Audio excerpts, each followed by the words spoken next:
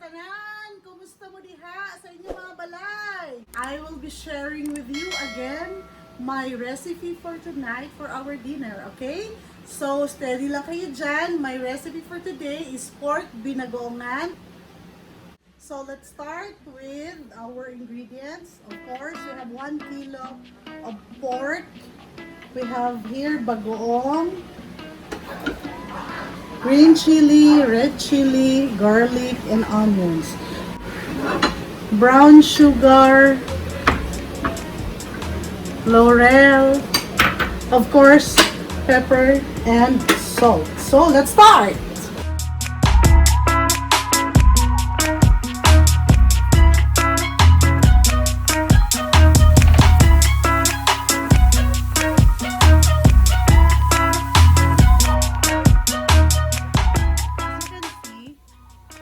Hindi ako gumamit ng mantika because using the Saladmaster cookware, hindi na po talaga kailangan magmantika. Kusa na pong lalabas ang sariling mantika ng ating pork. So, mas healthy siya, mas makakaiwas tayo sa masyadong mataas ang cholesterol. Okay, so let's wait for 5 to 10 minutes for this pork to cook.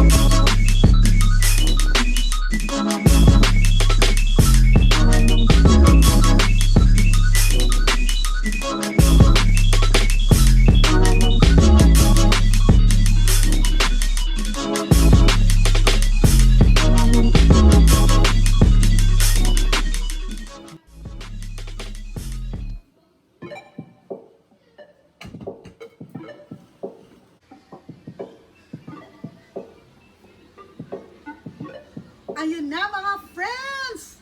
Napakabilis lang ng ating pagluluto. Ito na ang aking finished product.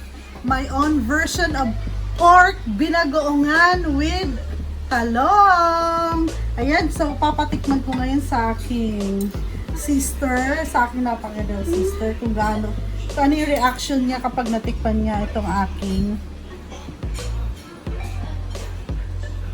lutong pork binagoongan. And sis, tikman mo.